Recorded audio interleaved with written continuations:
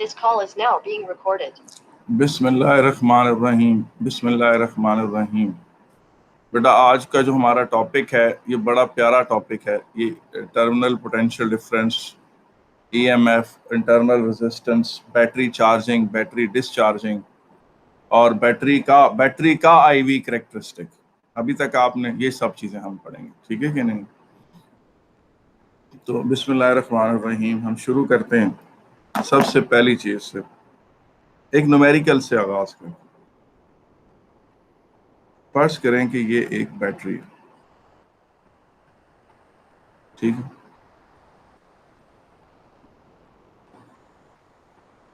ये इसका टर्मिनल ए है, ये इसका टर्मिनल बी है।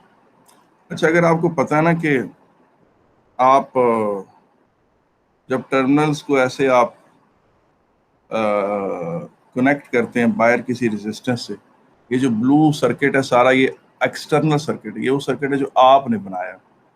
तो आप तो कहते हैं ना जी कि करंट यहाँ से निकला, मतलब अगर आप कन्वेंशनल करंट लें तो आप कहते हैं जी कि करंट यहाँ से निकला और यूं फ्लो करता करता करता नेगेटिव टर्मिनल तक पहुंच गया। तो ये जो रेड में मैंने बनाया ये सारा एक्सटर्नल करंट है। लेकिन जब ये रेड वाला करंट फ्लो कर रहा होता है उसी वक्त एक कन्वेंशनल करंट जो है वो अंदर यूं फ्लो कर रहा होता है पर्पल कलर में। ये कन्वेंशन, इसका मतलब है कि एक्चुअली पूरा कंप्लीट राउंड ट्रिप होता है। इनसाइड द बैटरी भी आयंस मूव कर रहे होते हैं, चार्जेस मूव कर रहे होते हैं, और आउटसाइड में तो इसका मतलब ये है कि आप ये नहीं कह सकते कि जी टर्मिनल ए से करंट निकला और वो ये रेड पाथ फॉलो करता हुआ बी तक आ गया। नीचे अंदर बी से पर्पल कलर में एक चार्ज की मूवमेंट हो रही होती है टिल ए। इसका मतलब ये है कि current is outside the battery but current is also inside the battery. अच्छा, अगर और आपको पता है वैसे जब भी करंट फ्लो करता है तो हमेशा पावर लॉस होती है। Simplest effect of the current is to heat the wire. उसका मतलब बिकॉज ऑफ और जो हीट में एनर्जी ज़ाया होती है, ये वो रेजिस्टेंस इसी कॉन्टेक्स्ट में डिफाइन हुई थी कि रेजिस्टेंस उस वायर की ज़्यादा है जिसमें ज़्यादा एनर्जी ज़ाया होती है।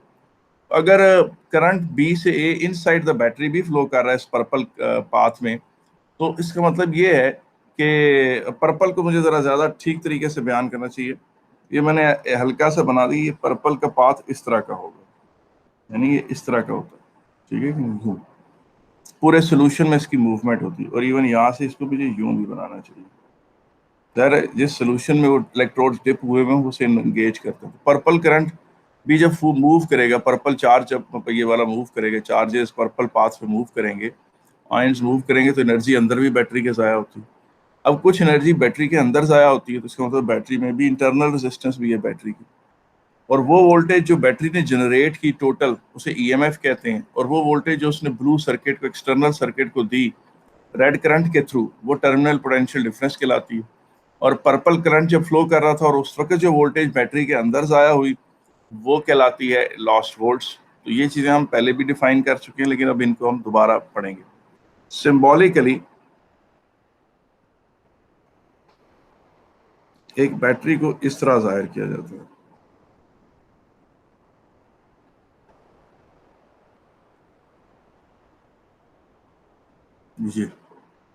ये रेजिस्टेंस आर है और ये उसके वोल्टेज सोर्स को ईएमएफ यूं शो करते हैं। ये छोटी आर जो है उसकी इंटरनल रेजिस्टेंस, वो उस पर्पल करंट के फ्लो की वजह से जो एनर्जी ज़ाया हो रही है वो उससे रिलेटेड है, ठीक है कि नहीं? अब बाएं देखते हैं जनाब, और ये जो ब्लू सर्किट है इसे हम यूं ज़ाहिर करेंगे, ये सारे का सारा एक्सटर्नल सर्किट है।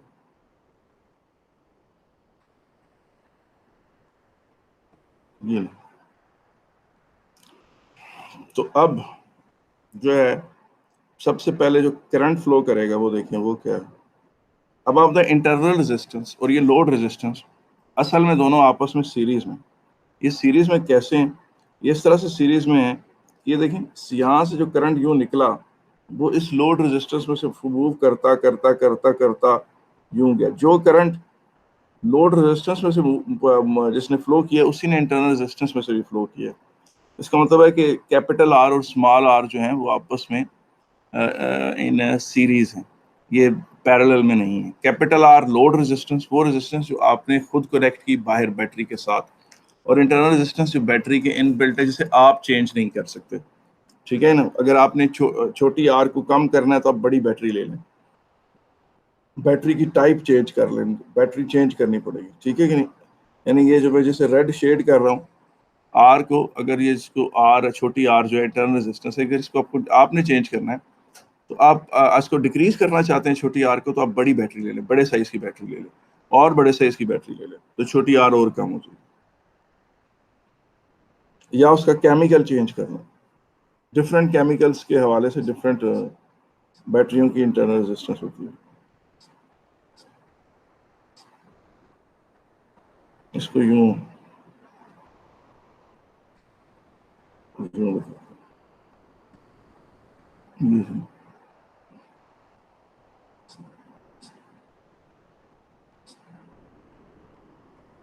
ठीक, अब आप देखें कि जो सबसे पहली बात है कि ईएमएफ है क्या।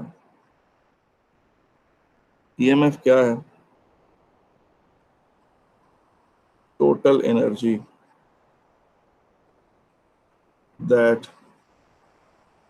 one coulomb has as a result of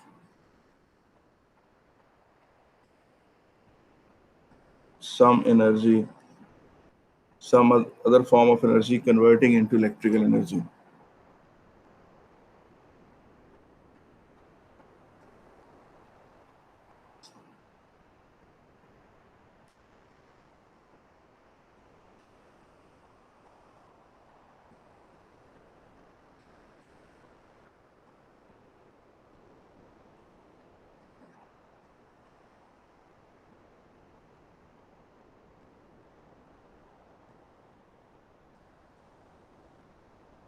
मैंने कहा था कि मैं लेक्चर का आगाज एक न्यूमेरिकल से करूंगा, मेरा ख्याल है मैं न्यूमेरिकल की तरफ ही जाऊं, क्योंकि मैं जितना इसके ऊपर गुफ्तगू मजीद बढ़ाता जाऊंगा वो तक नेवर एंडिंग स्टेज हो जाएगी।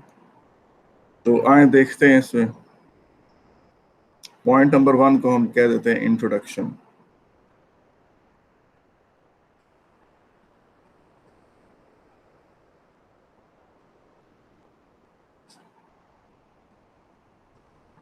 ठीक है, अब पॉइंट नंबर 2 जो है वो न्यूमेरिकल है।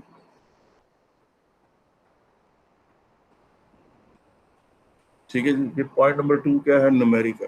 न्यूमेरिकल किस तरह का वो देख लेते हैं। वो कहता है जी कि ये बैटरी है,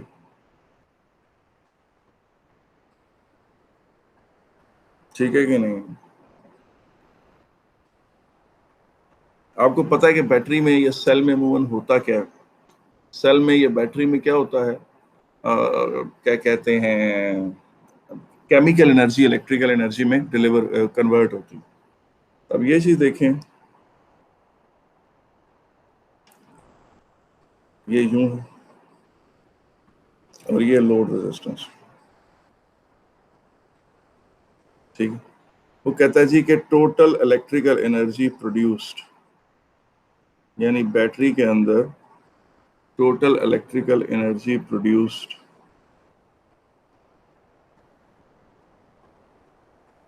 वो थी 370 joules.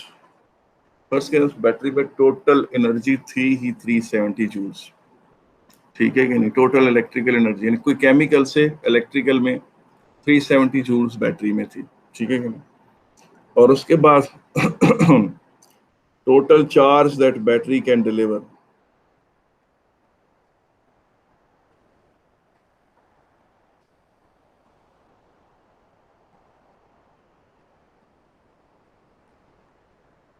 Total charge that battery can deliver, let's suppose कि वो 100 कूलम्स थे। Total charge that battery can deliver वो क्या थे? वो 100 कूलम्स थे, ठीक है कि नहीं। अब आप मुझे बताएं ईएमएफ ऑफ द बैटरी क्या होगा, वो देख लेते हैं।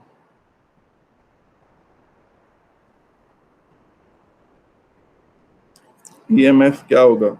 ईएमएफ की एक डेफिनेशन ये भी है,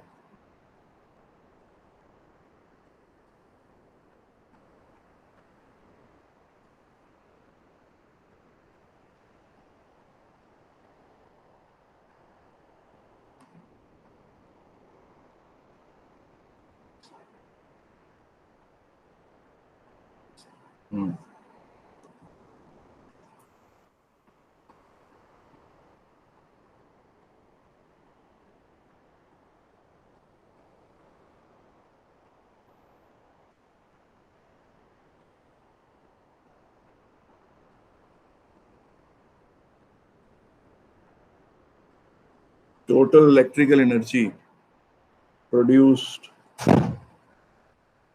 in the cell or battery, ठीक है कि नहीं? ठीक है ना, टोटल इलेक्ट्रिकल एनर्जी और टोटल चार्ज दैट, इसको पहले से बैटरी अभी फिलहाल नहीं कहना चाहिए, सेल कहना चाहिए, दैट सेल कैन डिलीवर, क्योंकि मैं ऐसा सिंगल निशान बना रहा हूँ, सेल, ठीक है ना, produced in the cell divided by total charge,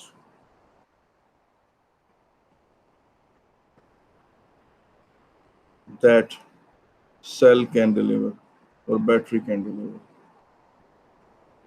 ठीक है ना, कुल चार्ज, यानी इससे जितना भी ये डिस्चार्ज होने तक इसमें जो भी प्रोड्यूस होगी एनर्जी वो ये। अब इसको देखें किसके बराबर है,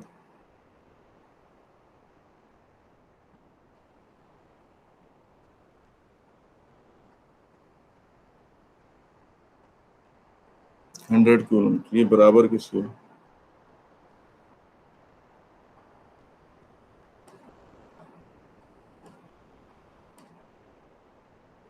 3.7 वोल्ट। तो इसका मतलब इस बैटरी की जो टोटल ईएमएफ है वो 3.7 वोल्ट, यानी एक कूलम को जो कुल एनर्जी मिलती है, जो एक कूलम को कुल एनर्जी मिलती है वो 3.7 जो वोल्ट, ठीक है। अब इस 3.7 वोल्ट को लेकर वही न्यूमेरिकल कंटिन्यू कर रहा है, उसी को हम बना रहे हैं दोबारा।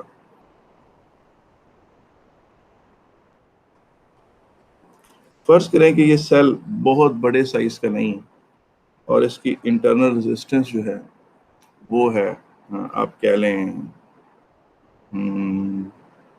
10 ओम।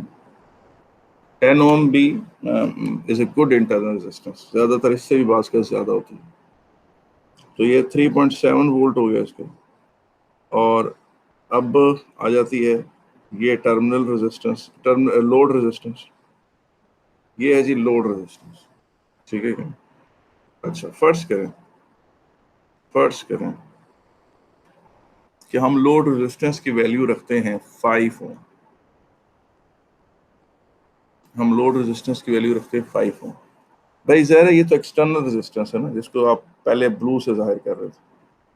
ये वाली जो रेजिस्टेंस है, ये आपको पता है कि पहले आपने ब्लू लोड रेजिस्टेंस जो है तो आपने ब्लू से जो जाहिर किया था, ठीक है ना, ये एक्सटर्नल सर्किट है, ठीक है कि नहीं? ठीक, ये एक्सटर्नल सर्किट हमने बनाया था, पहले भी ब्लू से ही जाहिर किया था जी, बिल्कुल। और जो अब जी, अब इसमें अब पहला क्वेश्चन ये है कि जी करंट कितना जनाब, या टोटल रेजिस्टेंस कितना। इसमें टोटल जो रेजिस्टेंस है वो है वो R plus R। Capital R इसमें क्या है, लोड रेजिस्टेंस जो एक्सटर्नल जो आपने कनेक्ट की हुई, और छोटा R कौन सा है, बैटरी की इंटरनल रेजिस्टेंस। और आप नोट करें कि बैटरी की इंटरनल रेजिस्टेंस बड़ी है लोड रेजिस्टेंस, तो कितना हो गया जनाब, 5 प्लस 10 15 ओम हो गया, ठीक है। तो उसके बाद उसने कहा करंट कितना फ्लो कर रहा होगा।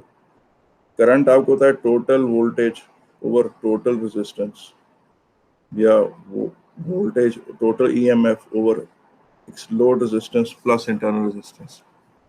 तो कितना बन गया,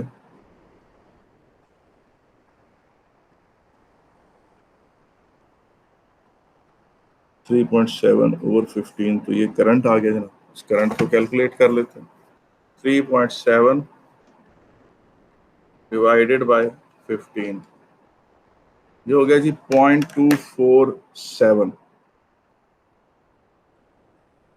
एम्पियर। एम्पियर का ये आपको होता है कैपिटल होता है।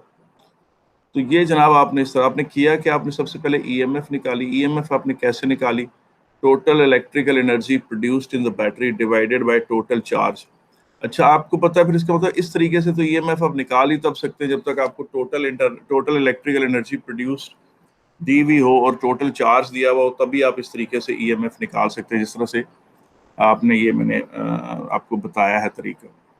अब आगे चलते हैं, हम देखें उसके बाद आ जाता है जनाब के अगर आपको टोटल इलेक्ट्रिकल एनर्जी प्रोड्यूस्ड और टोटल चार्ज ना गिवन हो तो आप उस तरह से ईएमएफ फिर इस तरीके से नहीं निकाल सकते, फिर आपको कोई और टेक्निक यूज करनी पड़ेगी। अच्छा जी, अब आप देखें सबसे पहले है जी कि लॉस्ट वोल्ट्स क्या है। लॉस्ट वोल्ट्स या इंटरनल ड्रॉप कितना है,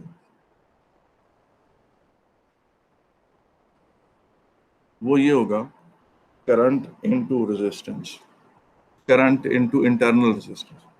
तो करंट हो गया जी 0.247 और इंटरनल रेजिस्टेंस है 10 ओम। तो ये होता है जनाब 2.47 volts,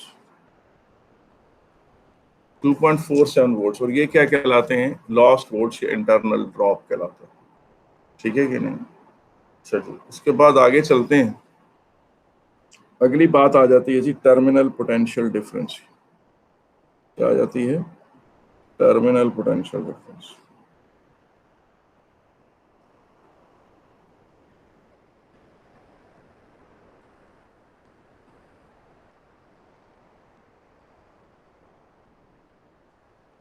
terminal potential difference, terminal potential difference कौन सा टर्म पोटेंशियल डिफरेंस होता है बेटा?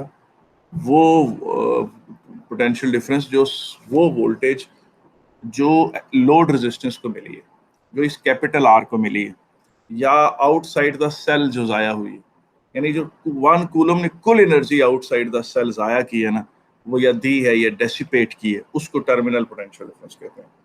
तो टर्मिनल पोटेंशियल डिफरेंस होगा करंट इनटू लोड रेजिस्टेंस। और टर्मिनल पोटेंशियल डिफरेंस को कैपिटल वी से जाहिर करते हैं इस पर्टिकुलर सिनेरियो में। तो क्या होगा जी 0.247 इंटू 5। तो ये बनता कितना है, ये आप देखेंगे 1.235 बनेगा।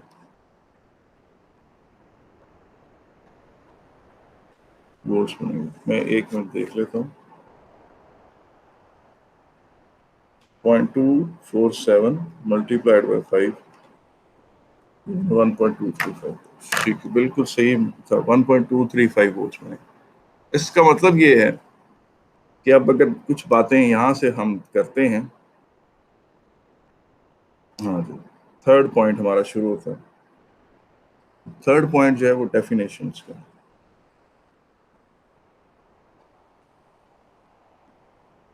अच्छा जी, डेफिनेशंस में क्या क्या आ जाता है जी? हाँ, what is load resistance?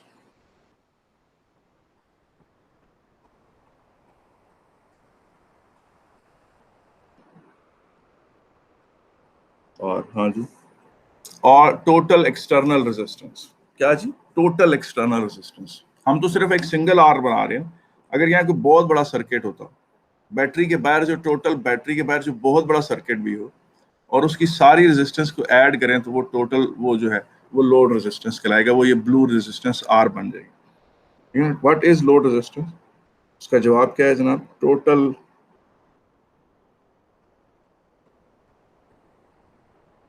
External resistance outside the battery.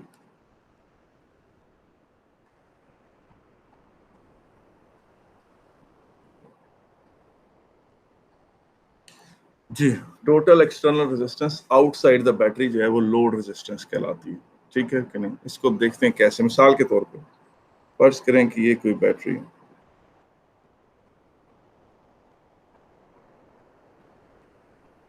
यहां पर आपने फर्ज करें 5 ओम लगाया हुआ है, यहाँ आपने लगाया हुआ है ये 2 पैरेलल रेजिस्टेंसेस लगाई हुई हैं। फर्ज करें ये 10 ओम है, फर्ज करें ये 10 ओम, फर्ज करें कि ये एक जो है वो 12 ओम है और ये भी 12 ओम है और ये 4 ओम है, क्यों है? और ये इस तरह करके कनेक्टेड है। ठीक है कि नहीं? तो अब आप देखें, इन सारों का सम टोटल कर लें, इन सारों का सम टोटल करें तो ये आपको पता है क्या आ जाता है, 2.4 ओम आ जाएगा। ठीक है, और इनको टोटल करें तो ये आ जाएगा जी 5 ओम। और ये वाली रेजिस्टेंस तो इधर है ही है 5 ओम। और ये देखिए, ये जो टोटल है ना, ये वाला ये सेटअप जो है, ये सारे का सारा, ये जो ब्लू में टर्न हो रहा है, ये सारे का सारा external circuit of the battery कहलाता है। बैटरी के ये बाहर है सारा, ये जितना कुछ भी ब्लू में टर्न हो गया एकदम, ये सारे के सारा बैटरी से बाहर है, आउटसाइड है। इन सारों का जब सम टोटल करेंगे तो वो लोड रेजिस्टेंस कर कहलाएगा। यानी ये अब टोटल जो कैपिटल आर जिसे जिसे हम जाहिर कर रहे हैं, वो ये लोड रेजिस्टेंस कहलाता है, ठीक है कि नहीं। तो अब आपको पता चल गया जी कि what is load resistance, total external resistance outside the battery, ठीक है। अब टर्मिनल पोटेंशियल डिफरेंस क्या है?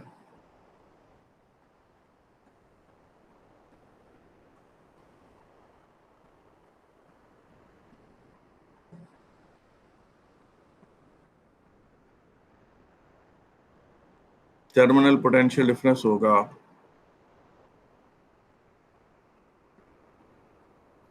टर्मिनल पोटेंशियल डिफरेंस जो है वो होगा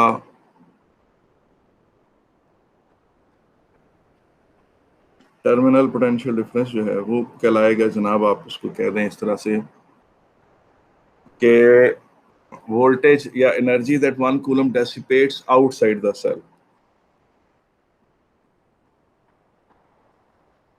energy dissipated per unit charge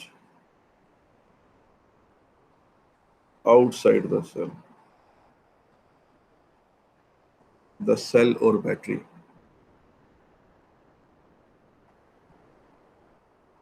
outside the cell और बैटरी, ठीक है। तो टर्मिनल पोटेंशियल डिफरेंस होगा total current into load resistance. Terminal potential difference क्या होगा? करंट इनटू लोड रेजिस्टेंस बेटा। तो ये टर्मिनल पोटेंशियल डिफरेंस आ गया। Energy dissipated per unit charge outside the cell और बैटरी, ये चीज जनाब इस तरह से आ गई टर्मिनल पोटेंशियल डिफरेंस, ठीक है। अब आ जाता है जनाब के what is internal resistance.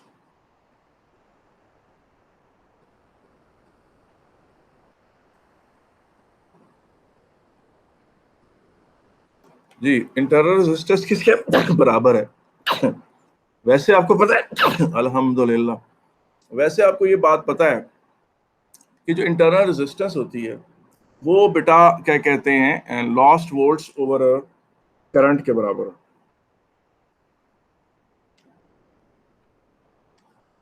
Lost volts कौन से होते हैं? वो वोल्टेज जो बैटरी के अंदर से आया हो।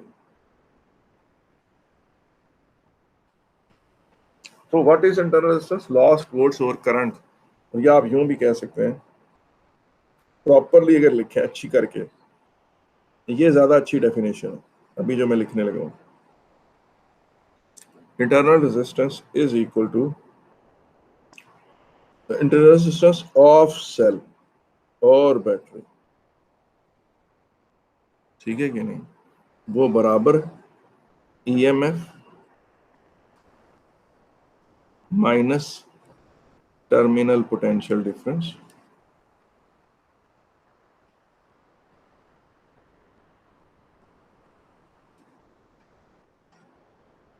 Over current. ये चीज EMF minus terminal potential difference over current, ये internal resistance of the battery और सेल। इस तरह से आप इसको डिफाइन कर सकते हैं। ऊपर की तरह लिख सकते हैं लॉस्ट वोल्ट्स, या यूं भी लिख सकते हैं कि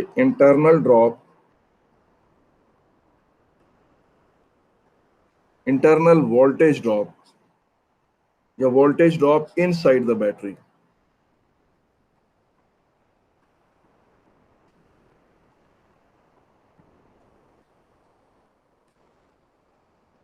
inside the cell or battery over current, ठीक है कि नहीं। अच्छा जी, अब आप लोग एक बात मुझसे पूछ सकते हैं कि सर सेल और बैटरी में बेसिक फर्क क्या होता है? बेटा सेल जो होता है, सेल ये है कि ये आपके पास कोई कंटेनर है, ये देखें, ये कंटेनर है, इसमें सोल्यूशन है, इसमें इस तरह करके कोई इलेक्ट्रोलाइटिक सोल्यूशन है, और इसमें ये दो इलेक्ट्रोड्स डिप है, और एक इलेक्ट्रोड पॉजिटिव हो जाता है और एक इलेक्ट्रोड नेगेटिव हो जाता है, ठीक है कि नहीं। तो ये जो चीज़ है ये सेल है। इस तरह की चीज़ क्या होती है, एक सेल होती है जिसमें दो इलेक्ट्रोड होते हैं और उनके बीच में कुछ सोल्यूशन है और वो है। इस तरीके से जो आपको मैक्सिमम वोल्टेज मिल सकती है वो 3.7 वोल्ट मिल सकती है। 3.7 वोल्ट से बड़े वोल्टेज का सेल बना ही नहीं सकते। ठीक है ना, मैक्सिमम। और अगर आप पूछेंगे सर 3.7 वोल्ट, अगर आपने इलेक्ट्रोकेमिकल सीरीज पढ़ी है ओ लेवल केमिस्ट्री में और इलेक्ट्रोड पोटेंशियल पढ़े हैं, तो आपको याद होगा कि जो सबसे पॉजिटिव था और जो सबसे नेगेटिव था, उनकी जो इलेक्ट्रोड पोटेंशियल का डिफरेंस था वो 3.7 वोल्ट आता था। पता चला कि मैक्सिमम पोटेंशियल डिफरेंस जो है वो 3.7 वोल्ट का ही सेल बन सकता है, इसके अलावा बन ही नहीं सकता। ठीक है कि नहीं? अच्छा, और उसके बाद जब आप एक सेल के साथ सीरीज में एक और सेल जोड़ते हैं,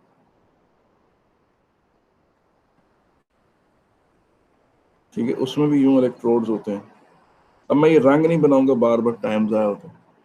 और इसका ये पॉजिटिव टर्मिनल और नेगेटिव है, इसको आप इसके साथ जोड़ दें और यूं आप दो कनेक्शन ले लें, तो 3.7 वोल्ट की एक और बैटरी सेल बीच में आ गई। अब दो सेल जब सीरीज में मिले, इसको सिंबॉलिकली किस तरह जाहिर करते हैं, इस तरह जाहिर करते हैं। ठीक है ना, इसमें आप कह लें कि एक सेल को मैं टोटली ब्लू कर देता हूँ और एक को ब्लैक रहने देता हूँ, तो ये पूरा ब्लू हो गया और एक ब्लैक हो गया। दोनों की वोल्टेज अगर दोनों की 3.7 है, तो टोटल वोल्टेज मिल जाती है, वो कितनी हो जाती है 3.7 इंटू 2, आपके पास 7.4 वोल्ट की ये बैटरी बन गई। तो इस तरह से आप बैटरियां बनाते हैं। 12-12 वोल्ट की जो बैटरी होती है, आप कहेंगे सर हमने तो 12 वोल्ट की बैटरी देखी है, उसमें दो ही टर्मिनल होते हैं। ऐसा नहीं होता, उसके अंदर यूं वो होती है बड़ी बैटरी 12 वोल्ट की। जब आप लेकर आते हैं बाजार से, उसका एक ये टर्मिनल होता है पॉजिटिव और एक उसका यहाँ नेगेटिव टर्मिनल होता है। लेकिन एक्चुअली जो ये तो आपको नजर आ रहा होता है, लेकिन अंदर उसके ये होते हैं कि उसके अंदर चैम्बर्स बने हुए होते हैं। ये सोल्यूशन होता है और बीच में वो चैम्बर्स में डिवाइडेड होती है। ये देखें, ये एक बिल्कुल अलग से उसका इलेक्ट्रोलाइटिक बात है। ये इस तरफ वाला, इसको मैं सारे का सारा शेड कर देता हूँ पर्पल। ये सारा पर्पल, ये एक अलग बात है इसके अंदर, ठीक है कि नहीं? और फिर ये एक अलग उसके अंदर एक और चैम्बर होता है, और फिर उसके अंदर यूं फर्ज करें 4 चैम्बर, ठीक है कि नहीं? और सारों के अपने अपने उनके वो मतलब अलग अलग सेटअप्स होते हैं। ये एक अलग उसमें सोल्यूशन होता है। और ये देखें, ये एक अलग आपके पास उसमें सोल्यूशन हो गई यूं करके, और फिर उस तरफ एक अलग सोल्यूशन होगा, इसमें फिर अलग, ठीक है। अब इनमें इलेक्ट्रोड्स का हिसाब किताब क्या होता है? इसमें ये एक पॉजिटिव इलेक्ट्रोड डिप हुआ हुआ है इसमें, ठीक है, और इसका जो पॉजिटिव नेगेटिव इलेक्ट्रोड है वो इसके पॉजिटिव इलेक्ट्रोड के साथ सीरीज में कनेक्टेड है। दोनों कनेक्टेड है, अंदर ही कनेक्टेड है, आपको तो ऊपर नजर भी नहीं आता, ऊपर से वो उसके वो बाउंड्री बनी हुई होती है। और इसका जो क्या कहते हैं, इसका नेगेटिव उसके पॉजिटिव से सीरीज कनेक्टेड है, और इसका नेगेटिव उसके पॉजिटिव से कनेक्टेड है, और उसका नेगेटिव यूं बाहर आया हुआ होता है। ये आपके पास ये दो टर्मिनल्स होते हैं सिर्फ, जो ये दो टर्मिनल्स, ये जो एक मैंने ब्लू किया और ये दूसरा जो है ये वाला, दो ये एक्सटर्नल टर्मिनल्स आए हुए होते हैं, और वो इसके अंदर बहुत सारे सेल सीरीज में जुड़े हुए होते हैं और ओवरऑल बैटरी बनी हुई होती है। तो वो आपको वो उस तरह से नजर आती है, ठीक है कि नहीं? तब वो 12 वोल्ट या 12 वोल्ट या 13 वोल्ट इस तरह करके बनी हुई होती है। अगर आप 3.7 वोल्ट के 4 सेल जोड़ेंगे तो टोटल 14.8 वोल्ट्स मिलेंगे आपको। अगर आपके जो सारे सेल्स हैं ये जो उसमें हैं, ये सारे 3.7 प्लस 3.7 प्लस 3.7 प्लस 3.7 करें तो टोटल 14.8 वोल्ट्स की बैटरी बन जाएगी। और उस बैटरी की जो टोटल रेजिस्टेंस होगी, टोटल इंटरनल रेजिस्टेंस होगी, वो उन सारी बैटरीज की वोल्टेज का सम होगी। सारी बैटरीज की इंटरनल रेजिस्टेंस का सम होगी, सारी बैटरीज की इंटरनल रेजिस्टेंस का क्या होगी, वो सम होगी, ठीक है कि नहीं?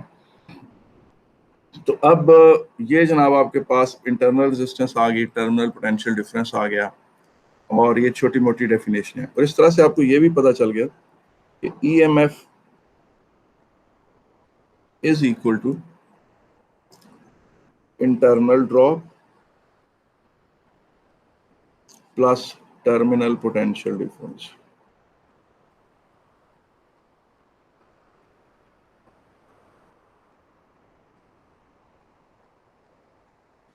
EMF is equal to internal drop plus terminal potential difference. इसका मतलब ये है कि एक कूलम को जो कुल एनर्जी मिली थी 3.7 वोल्ट्स, ये वो थी जो एक कूलम को एनर्जी मिली थी। इस एक एनर्जी को मिलने से उस कूलम का वोल्टेज राइज हो गया था। उसमें से उसने सेल के अंदर ही कितनी जाया करती, वो जो पीछे हम क्वेश्चन कर रहे थे, मैं जरा देख लूं उसको। उस सेल में उसने अंदर ही, अगर आप नोट करें तो 2.47 वोल्ट उसने उसमें जाया कर दिया, ठीक है कि नहीं। और 2.47 वोल्ट उसने उसके सेल के अंदर ही जाया कर दिया था। 1.235 वोल्ट जो थे उसने टर्मिनल पोटेंशियल डिफरेंस वोल्ट पायर वाली से उसको दिए थे सर्किट को। अच्छा, आप यहाँ क्वेश्चन कर सकते हैं कि सर 2.47 प्लस 1.235 जो है वो एग्जैक्टली 3.7 है, नहीं है, थोड़ा सा फर्क है उसमें। तो वो फर्क सिर्फ राउंडिंग एरर की वजह से, वो फर्क किसकी वजह से, राउंडिंग एरर है, क्योंकि एक्चुअली ये करंट जो था वो था 0.2466666 एम्पियर। तो जाहिर है मैंने उसको राउंड ऑफ किया है, तो राउंड ऑफ करने से वो थोड़ा सा डेसिमल का एरर आ गया, और यूं ये चीज जो है कुछ इस तरह से नजर आ रही है। ये 3.7 है और ये 3.6 ये बन रही है जनाब आपके, थोड़ी ज्यादा बन रही है। जाहिर आपने राउंड ऑफ अबव किया था तो ये आपका आंसर भी राउंड ऑफ 375 यूं आ रहा है, थोड़ा सा ज्यादा आ रहा है, 3.7 सॉरी। तो कोई इसमें गलती की वो नहीं, कोई मसला नहीं, ठीक है कि नहीं, कोई मसला नहीं इसमें, ठीक है, इतना हो जाता है। तो अब इसका मतलब है 2.47 और 1.235 ये दोनों वोल्टेजेस का सम जो है, तो ये जनाब आप वापस चलें उसमें देखें कि 1.23, इसको हम 1.23 ले लेते हैं और उसको हम ले लेते हैं जनाब 2.47 ले लेते हैं, ठीक है कि नहीं। तो ये आप 3.7 एक्सैक्ट बन जाएंगे। इसका हमने 5 जो है वो वैसे ही जानबूझ के उड़ा दिया, just to simplify the matters, ठीक है कि नहीं। तो आप देखें कि ये चीज है कि एक कूलम को एक कूलम को यहाँ पर ये जो ईएमएफ है, ये है जी एक कूलम को जो एनर्जी मिली, एक कूलम को इतनी एनर्जी बैटरी से मिली, कोई केमिकल एनर्जी इलेक्ट्रिकल में कन्वर्ट हुई, उस एक कूलम ने इतनी एनर्जी सेल के अंदर ही जाया कर दी, और इतनी एनर्जी उसने सेल के बाहर, सॉरी इतनी उसने सेल के अंदर जाया कर दी, और इतनी उसने सेल के, ये मैं थोड़ा सा, आई एम सॉरी बेटा, मैंने ये उल्टा किया हुआ है, ये मुझे इस तरह बनाना चाहिए था, आई एम सॉरी। ये देखें, ये 2 पॉइंट वो था 4 2 पॉइंट क्या था, मुझे फिर भूल गया। इसका था जनाब 1.23 और ये था जी 1.247 जी 1.2.47। तो जनाब ये देखें, यहाँ पर आप ये नोट करें कि एक कूलम को ये एनर्जी मिली थी, ये एक कूलम को एनर्जी मिली थी, ये कूलम का वोल्टेज राइज था, ये उसका पोटेंशियल राइज था, उसको एनर्जी मिली तो वो राइज होगी उसकी एनर्जी, और उसमें से उसने इतनी एनर्जी सेल के अंदर ही जाया कर दी, ये एक पोटेंशियल ड्रॉप था, और इतनी एनर्जी उसने बाहर जाया की, ये भी एक पोटेंशियल ड्रॉप था, या ये एक वोल्टेज राइज थी और ये एक वोल्टेज ड्रॉप था और ये एक वोल्टेज ड्रॉप था। और एक कूलम को सेल में एक किसी सर्किट में जितनी एनर्जी मिलती है उतनी ही एनर्जी वो जाया कर देता है। इस फैक्ट को बेटा, ये आज का टॉपिक नहीं है इस लेक्चर का, लेकिन मैं वैसे मेंशन कर देता हूँ, इस पॉइंट को कहते हैं किरचॉफ्स वोल्टेज लॉ।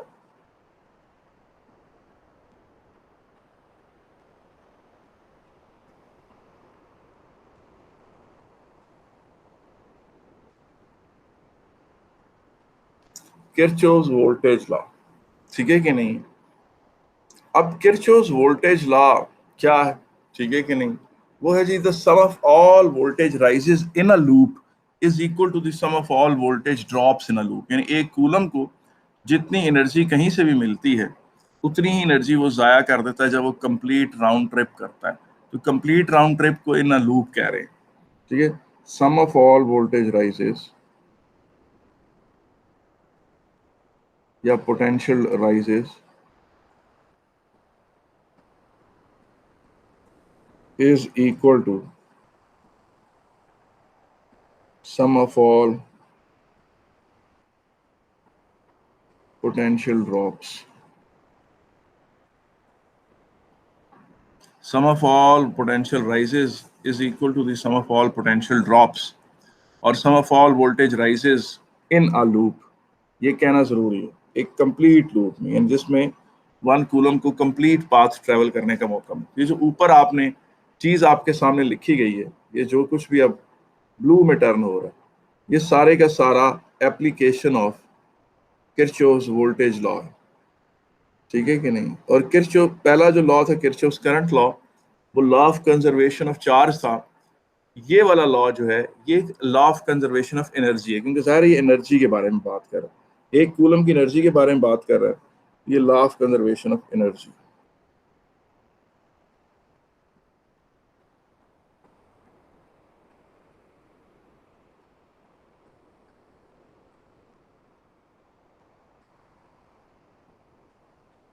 ये लॉ ऑफ कंजर्वेशन ऑफ क्या है जी?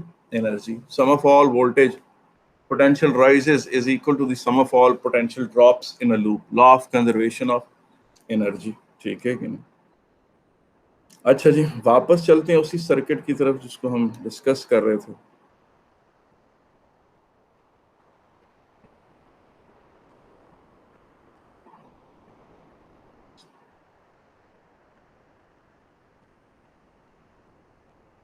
ये थी जी 10 ओम उसकी इंटरनल रेजिस्टेंस थी, 3.7 वोल्ट उसकी ईएमएफ था, ठीक है। और ये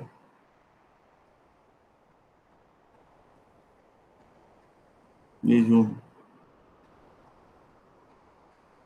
और लोड रेजिस्टेंस 5 ओम। लोड रेजिस्टेंस जो है वो क्या है? 5 ओम।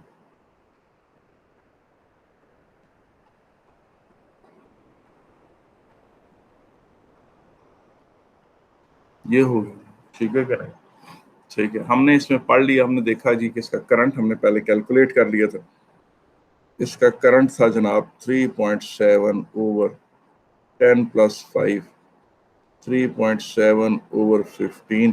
अब ऊपर स्क्रॉल करने के बजाय मेरे ख्याल में दोबारा कैलकुलेट कर लेता हूँ। वो था जी 3.7 डिवाइडेड बाय 15, तो वो क्या आया था जनाब? 0.246666 आया था। हमने उसको राउंड ऑफ करके 0.27 एम्पियर कर ली, ठीक है। अब हमने फिर उसके बाद पढ़ा था जी कि इंटरनल ड्रॉप क्या हुआ था।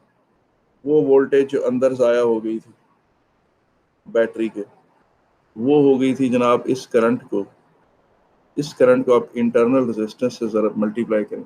आपको पता है इंटरनल रेजिस्टेंस यहाँ स्मॉल आर से जो रिप्रेजेंट हो रही है वो 10 ओम, ठीक है। अभी तक हम ये करते आए हैं कि बैटरी का जो इंटीरियर है उसको हम सारा ब्लैक रखते थे। बैटरी का सारा इंटीरियर हम ब्लैक रखते थे और बाहर के सर्किट को हम वो रख देते थे ब्लू, ठीक है। अब वो कितना बन गया जनाब? 0.247 इंटू 10, ये 2.47 वोल्ट। ये था जी इंटरनल ड्रॉप, ठीक है। और उसके बाद हमने पढ़ा था जनाब कि एक्सटर्नल ड्रॉप कितना हुआ है, या टर्मिनल पोटेंशियल। एक्सटर्नल ड्रॉप का लफ्ज नहीं हम बोलते, हम बोलते थे terminal potential difference,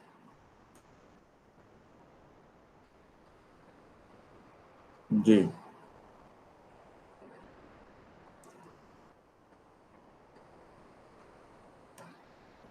terminal potential difference, जी। तो टर्मिनल पोटेंशियल डिफरेंस जो है बेटा वो ये होता है, आपने capital V is equal to current into resistance. तो करंट किसके बराबर है? 0.247 और इनटू 5, 1.35 1.235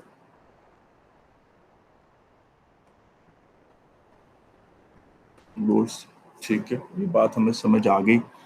अच्छा, आप मुझे बताएं कि वो पावर जो लोड रेजिस्टेंस को मिली है वो कितनी? वो पावर जो लोड रेजिस्टेंस कौन सी? एक्सटर्नल रेजिस्टेंस, वो 5 ओम जो ब्लू में दिखाई गई है। अच्छा जी, power in the load resistance, PL से मुराद है power wasted in the load resistance. यहाँ जो capital L as a subscript of P लिखा हुआ है वो लोड रेजिस्टेंस के मान, पावर पीएल का मतलब power dissipated in the load resistance.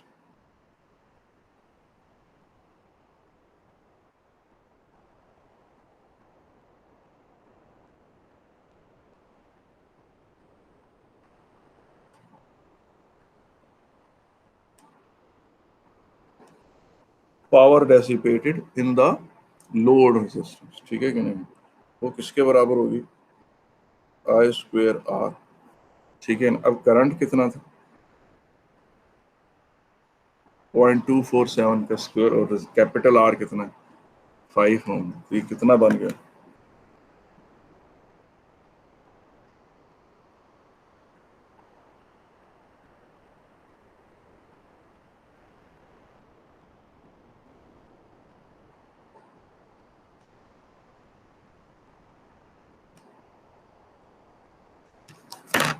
Three 3.305 watts, वो पावर जो लोड रेजिस्टेंस को मिली। अच्छा, पावर जनरेट कितनी हुई, बैटरी ने कितनी पावर जनरेट की, बैटरी ने टोटल पावर निकाली कितनी, जी, पी जी, पावर जनरेटेड।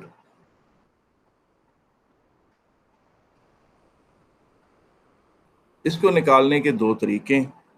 पहला तरीका ये कि आप ईएमएफ को टोटल करंट से मल्टीप्लाई करें, वोल्टेज इनटू करंट नहीं, पावर का फार्मूला, ये फार्मूला एक्चुअली ये वाला फार्मूला है, power is equal to voltage into current वाला फार्मूला है।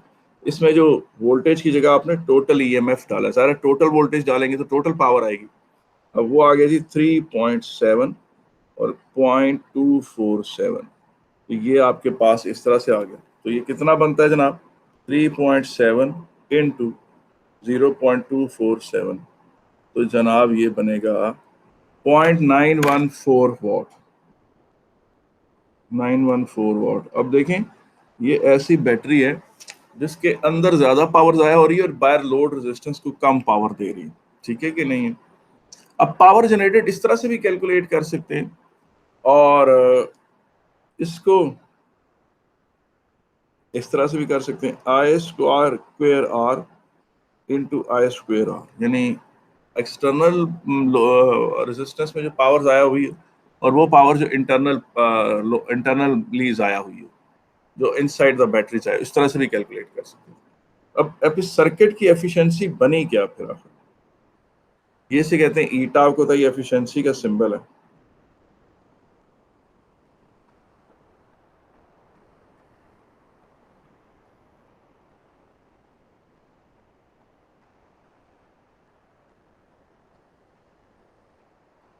ओवर पावर इनपुट,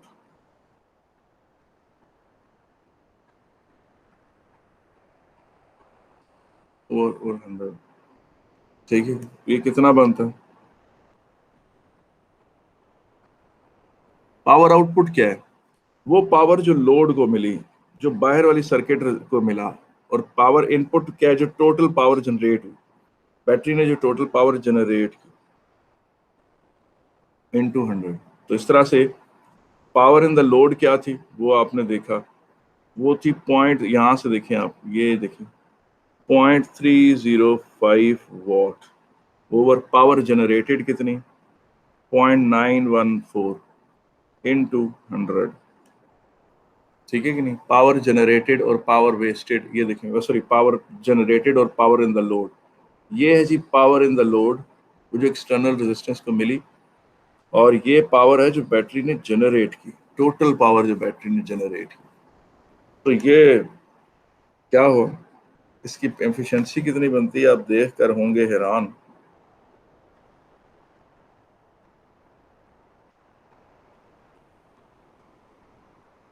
थर्टी 33.4%, ठीक है। इसका मतलब है बैटरी से जो पावर निकली सारी की सारी लोड रेजिस्टेंस को नहीं मिली, ठीक है कि नहीं। तो ये जनाब आपका हो गया जी 33.4 वोल्ट्स, ठीक है। इसका फार्मूला भी बना लेते हैं एफिशिएंसी का, power in the load over power generated. अच्छा, बाज का तो वो फ्रैक्शन फॉर्म में भी छोड़ देते हैं, बाज का तो उसको 100 से मल्टीप्लाई भी करते हैं, तो दोनों सूरतों में हम एफिशिएंसी का लिखते हैं। तो जनाब ये 2-3 फार्मूले इसके बन गए।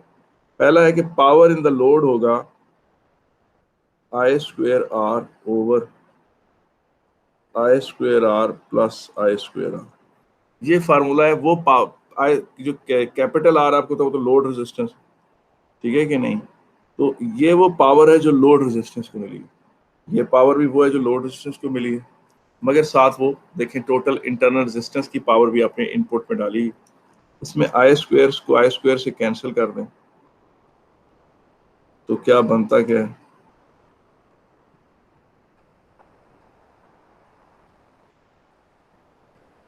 ये तब है जब आप एफिशिएंसी को इस तरह फ्रैक्शन फॉर्म में लिखने की कोशिश करें, इसमें फिर टोटल वैल्यू 1 होती है, ठीक है कि नहीं।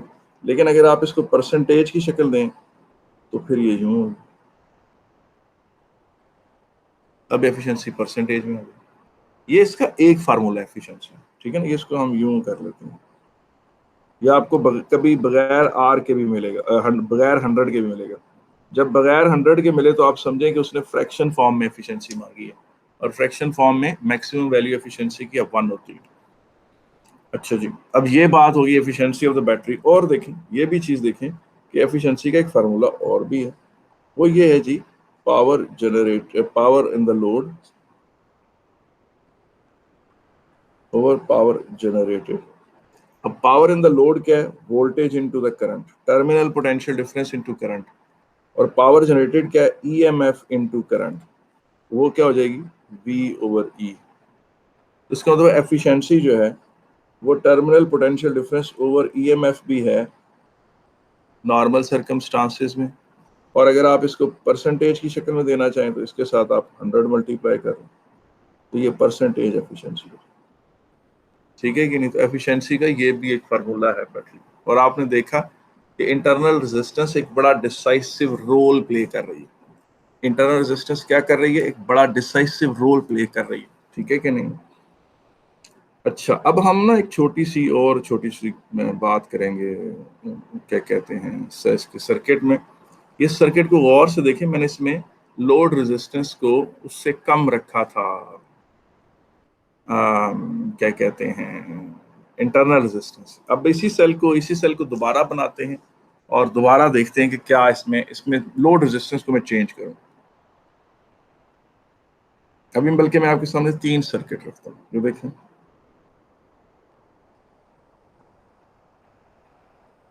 ये एक सर्किट यूं है,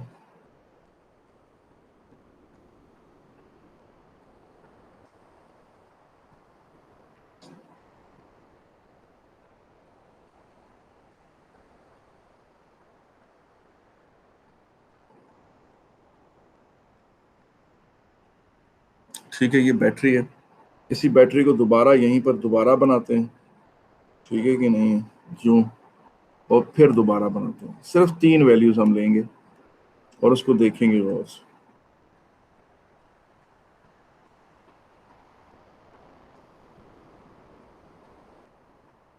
ठीक है कि नहीं।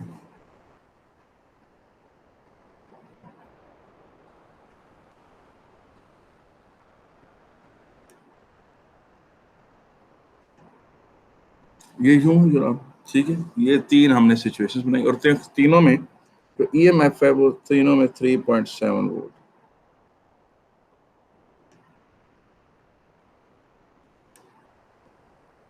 3.7 वोल्ट है ईएमएफ, ठीक है। और इंटरनल रेजिस्टेंस तो कांस्टेंट है, उसे तो आप चेंज नहीं कर सकते। इंटरनल रेजिस्टेंस को आप एक ही सूरत में चेंज कर सकते हैं, आप बैटरी बदल लें या हाँ कोई नई बैटरी ले आए, ठीक है कि नहीं। और हमने लोड रेजिस्टेंस को पता ना ब्लू में रखा हुआ था, चलें ब्लू में ही रख लेते हैं। लोड रेजिस्टेंस हमने मुसलसल ब्लू, ये एक्सटर्नल ब्लू वाला सर्किट कौन सा, एक्सटर्नल, आउटसाइड द बैटरी। अब मैं वो बैटरी की बाउंड्री नहीं, चले बना देता हूँ, बैटरी की बाउंड्री हम किस तरह बना रहे थे, हम बैटरी को यूं शो कर रहे थे, डॉटेड उसकी एक बाउंड्री बना दी। ये कुछ सर्किट नहीं है, डॉटेड लाइन का मतलब है कि आप बस उसको एक बताना चाह रहे हैं कि दोनों इकट्ठे हैं, यानी एनर्जी सोर्स और जो इंटरनल रेजिस्टेंस है वो सारे इकट्ठे हैं, जो, ठीक है। अब आप जरा गौर से देखें करने क्या लगा मैं, ये देखिए, यहां मैं आर की वैल्यू रखूंगा 5 ओम, और यहां मैं आर की वैल्यू रखूंगा 10 ओम, और यहां मैं आर की वैल्यू रखूंगा 20 ओम।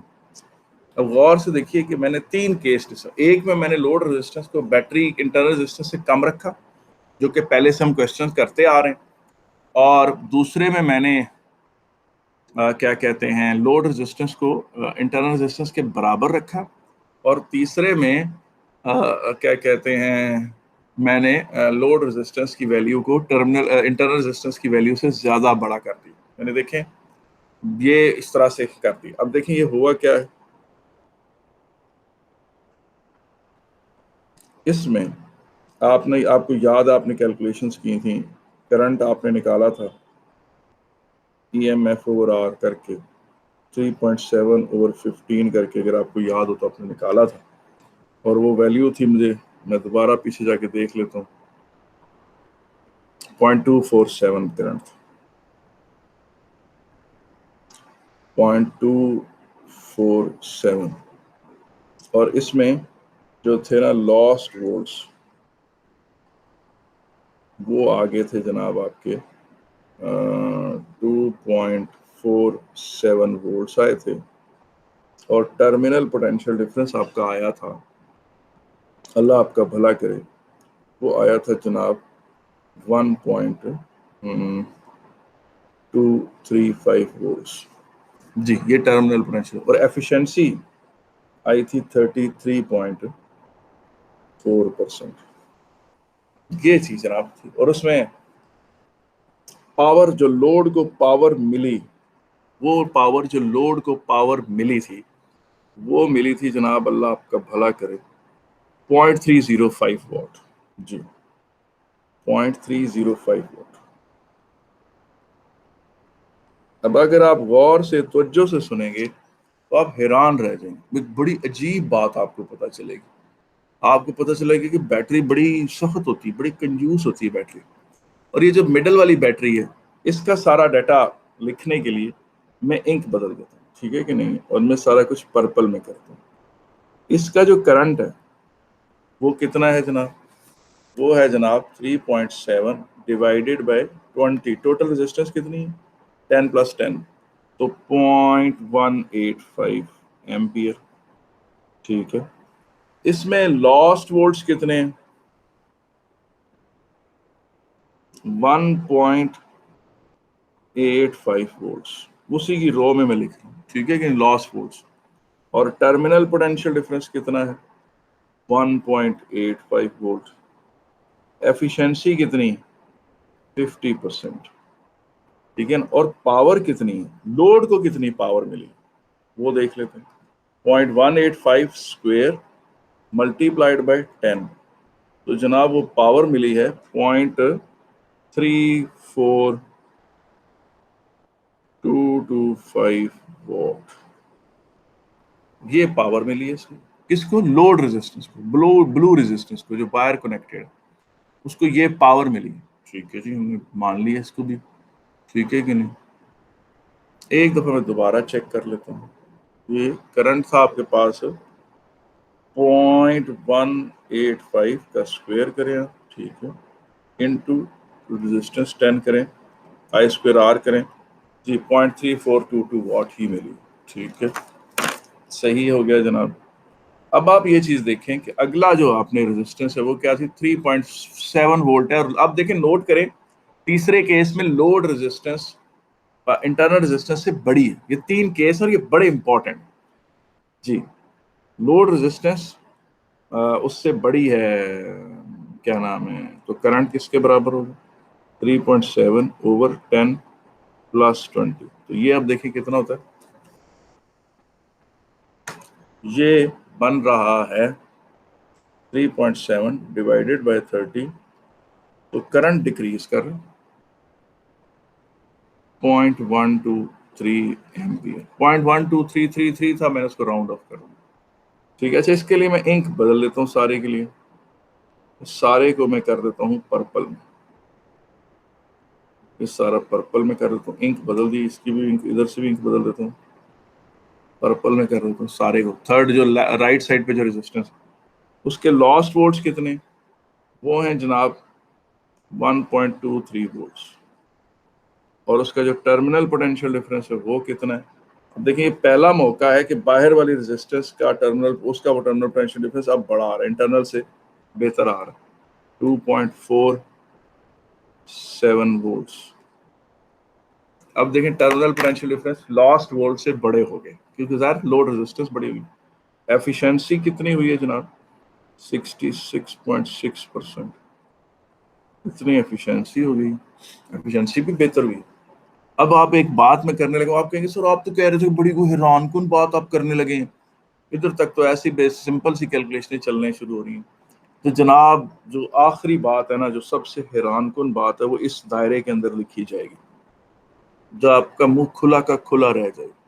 क्या रह जाएगा? खुले का खुला रह जाएगा कि एफिशिएंसी तो इम्प्रूव हुई है, लेकिन इस पावर का क्या हुआ। आए जरा ये पावर कैलकुलेट करते हैं और देखते हैं कि जनाब क्या बात है जिसकी तरफ सर हमारी तवज्जो दिलाना चाह रहे हैं, ठीक है कि नहीं। तो power given to the load resistance, वो पावर जो लोड रेजिस्टेंस को मिली, वो देखें वो कितनी, 0.304 वॉट। हुए आप हैरान करें? आपने देखा, जरा नोट करें, बहुत इंपॉर्टेंट पॉइंट बताने लगा हूं कि लोड रेजिस्टेंस, इधर देखें लेफ्ट साइड वाली पे, जब लोड, ये कर्सर जो नजर आ रहा है आपको, मैं ये जो है ना, कैपिटल आर पर मेरा कर्सर है और लेफ्ट साइड वाली डायग्राम पर है जो सबसे लेफ्ट पर है। देखिए जब लोड रेजिस्टेंस यहाँ 5 ओम है, इंटरनल रेजिस्टेंस से कम है, तो उसको पावर कम मिली। और अब बिल्कुल राइट पर आ जाएं और ये कैपिटल आर की तरफ देखें दोबारा, लोड रेजिस्टेंस। अब जो, और जो जब लोड रेजिस्टेंस इंटरनल रेजिस्टेंस से ज्यादा है, तब भी उसको पावर कम मिली। और फिर जब इंटरनल रेजिस्टेंस और लोड रेजिस्टेंस मैच हो गए, दोनों बराबर हो गए, तब लोड रेजिस्टेंस को मैक्सिमम पावर मिली। इसका मतलब है बैटरी ने कहा कि सबसे बड़ी रोटी मैं पकाऊंगी तब जब आधी रोटी मेरे बच्चे खाएंगे। यानी इंटरनल रेजिस्टेंस ने, ईएमएफ बैटरी ने कहा कि मैं सबसे ज्यादा एनर्जी दूंगी ही तब जब आधी मुझे मिलेगी, आधी मेरे बच्चे, मेरे अंदर के बच्चे खाएंगे। यानी उसने कहा बड़ी रोटी मैं लगाऊंगी तब जब उसमें से आधा हिस्सा मेरे बच्चों को मिलेगा। तो पता चला कि मैक्सिमम पावर लोड रेजिस्टेंस को तब मिलती है जब उसकी रेजिस्टेंस इंटरनल रेजिस्टेंस के बराबर होती है। यानी मैक्सिमम पावर किसी बैटरी को, लोड रेजिस्टेंस को मिलती ही तब है जब उसकी रेजिस्टेंस की वैल्यू इंटरनल रेजिस्टेंस के बराबर हो। इसे कहते हैं, कॉन्सेप्ट को कहते हैं इम्पिडेंस मैचिंग। इम्पिडेंस रेजिस्टेंस के लिए जरा एक ग्रैंड सा लफ्ज है, इम्पिडेंस मैच हो, यानी load resistance, load impedance internal resistance यानी इंटरनल इम्पिडेंस के बराबर हो। इसे इम्पिडेंस मैचिंग कहते हैं इंजीनियरिंग में। अब आप ये नोट करें कि अजीबो गरीब बातें आ रही हैं सामने। इन सारे डेटे को देखकर आप एक चीज नोट करें, मैं तेजी से आपके सामने मुख्तलिफ ग्राफ बनाऊंगा और एकदम जल्दी से बना दूंगा सारे। वो ये है, सबसे पहला ग्राफ जो मैं बनाना चाहता हूँ वो ये है लोड रेजिस्टेंस और ये है power available to load resistance, ठीक है कि नहीं। अभी आपने देखा कि ये पावर इस तरह से उसने बिहेव किया।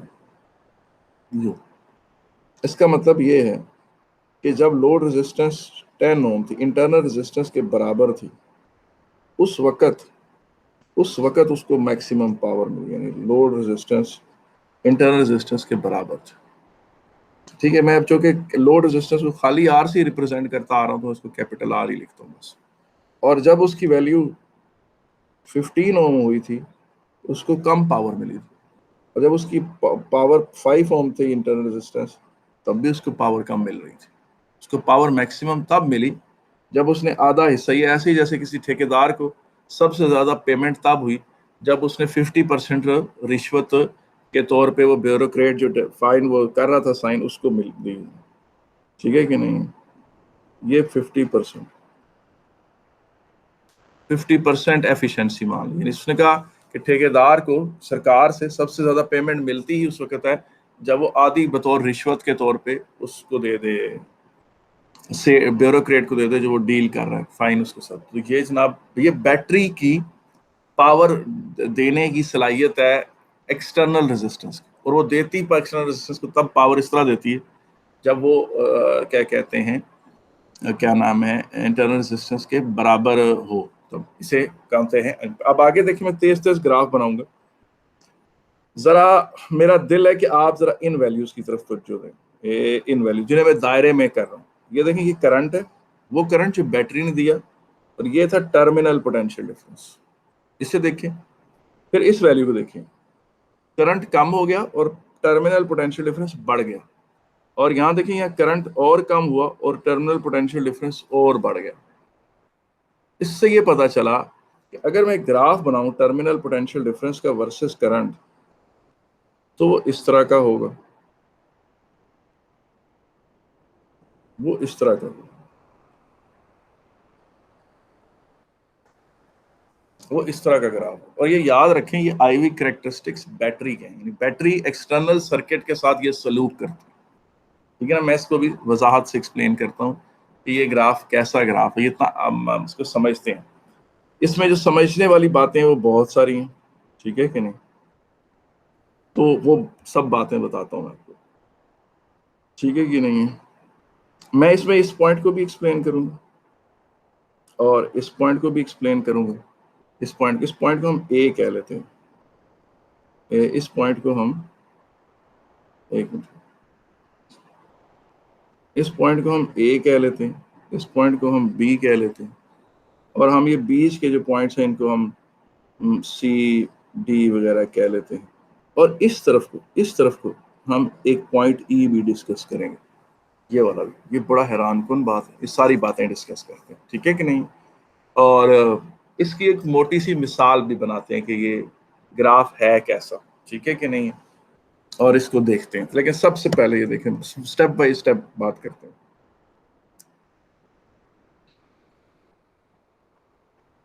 ये था जनाब आपके पास, अब मैं ना उसको बैटरी को इस तरह बना देता हूँ, ये उसका एनर्जी सोर्स और ये उसकी इंटरनल रेजिस्टेंस, ये जो, ठीक है कि नहीं। और ये उसकी हम डॉटेड लाइन में उसकी बाउंड्री, डॉटेड लाइन किसी सर्किट का हिस्सा नहीं, ठीक है कि नहीं। और ये जनाब लोड रेजिस्टेंस, ठीक है कि नहीं, लोड रेजिस्टेंस जो कैपिटल आर से डिनोट की जाए। सबसे पहली बात तो क्या इससे रिलेटेड अभी तक आपने क्या क्या पढ़ा है, एक करंट किसके बराबर है, total EMF over load resistance plus R, ये पता होना चाहिए आपको। फिर आपको पता होना चाहिए इसे क्रॉस मल्टीप्लाई करें तो ये बन जाता है। और फिर आपको ये पता होना चाहिए कि इसको इससे मल्टीप्लाई करें, ब्रैकेट खोल दें तो ये यूं बन जाता है। और आपको पता होना चाहिए कि ये जो current in the load resistance divided by load resistance, ये टर्मिनल पोटेंशियल डिफरेंस, और ये चीज ये है। और इसमें फिर आप इसमें टर्मिनल पोटेंशियल डिफरेंस को आप minus I R plus E के परस्पेक्टिव से देखें, V is equal to minus R I plus E, यूं देखें, ये आपका कैपिटल Y बन गया, ये ग्रेडियंट बन गया, ये आपका X बन गया और ये आपका C बन गया। इस हिसाब से देखें, नेगेटिव ग्रेडियंट है, आप ग्राफ ड्रॉ करें इसका, करंट को X एक्सिस पे रखें, टर्मिनल पोटेंशियल डिफरेंस को Y एक्सिस पे रखें, तो you and up with this graph like this, ठीक है कि नहीं। ये ग्राफ किसका है, ये आईवी कैरेक्टरिस्टिक्स किसी सेल का नहीं, किसी ये बैटरी का परफॉर्मेंस।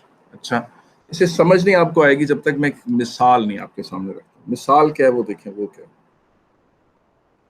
बेटा। मैं सबसे पहले 1996 में इस्लामाबाद आया ट्यूशन पढ़ाने, उससे पहले भी पढ़ाता ट्यूशन, पहले इस्लाम पिंडी में पढ़ा। 1991 में मैंने ए लेवल की पहली मैथ और फिजिक्स की ट्यूशन पढ़ाई। और याद रखें कि उस वक्त मैथ और फिजिक्स बहुत मुश्किल होते थे, जो खाली ए लेवल के थे। उस वक्त जो था ना, ए लेवल मैथ के अंदर ऐसी टॉपिक्स थे जो अब फर्दर मैथ में भी नहीं है। तो 1996 में मैं पहली दफ़ा इस्लामाबाद आया। अब ज़ाहिर है मुझे खाने पीने का बड़ा शौक है, तो मैं जिस भी जगह जाता हूँ तो वहाँ पर जो कैंटीन होती है और या जो कोई खाने पीने की दुकानें होती हैं या जो फूड आइटम्स जहाँ सेल होते हैं, मैं वहाँ बड़ा शौक से जाता हूँ। तो मैं 1996 में इस्लामाबाद में मैं ओपीएफ कॉलेज में F8 वाले में आके पढ़ाता था। उसके बाद मैं वहाँ से एक मार्केट से, F8 मार्केट से एक बर्गर खरीदता था। एक ख़ास मशहूर जगह से मैं क्या खरीदता था, बर्गर। तो वो बर्गर होता था, उसमें 2 ब्रेड के लोफ होते थे और खूब यहाँ पर ना चिकन का अच्छा सा एक मसाला भरा हुआ होता था, ठीक है ना। तो वो मैं खाया करता था और वो 35 रुपए का उस वक्त आता था। और उस वक्त 35 रुपए खासे ज़्यादा होते थे, काफ़ी पैसे में खासी ताकत होती। तो वो जी मैंने वो आना, पढ़ाना, लेक्चर देना, उधर से निकलना, उधर जाके वो बर्गर लाजमी खाना। तो फिर ना यूं हुआ कि वो जिधर से मैं वो बर्गर लेके खाता था वो बहुत मशहूर हो गए, काफ़ी मशहूर हो गए, और उनके बहुत ज़्यादा बर्गर्स बिकना शुरू हुए। जब उनके बर्गर्स बहुत ज़्यादा बिके तो, और काफ़ी बिक रहे थे, तो आखिरी बर्गर जब मैंने वहाँ खाया और फैसला किया कि अब मैं वहाँ से बर्गर नहीं खाऊंगा, आखिरी बर्गर मैंने इस तरह का खाया कि ये 2 बन के लोफ थे और उसमें ये चिकन था, जो चिकन था वो यूं था जी। ठीक है कि नहीं, ये उसमें ये आखिरी था, ये गालिबन ये बात है 2001 की या 2 की, तब मैंने फैसला किया कि अब मैं ये बर्गर आज के बाद नहीं खाऊंगा यहाँ से। ठीक है कि नहीं, 2002 या 2003 की बात। ठीक है कि नहीं। अब आप लोग ये चीज देखो कि इस आप कहें सर ये आप टॉपिक से किधर चले गए, इसका क्या मामला है। बात ये है बेटा कि वाई एक्सिस पर ले लो chicken per burger, Y axis पे ले लो चिकन पर बर्गर, और एक्स एक्सिस पर ले लो number of burgers sold per day.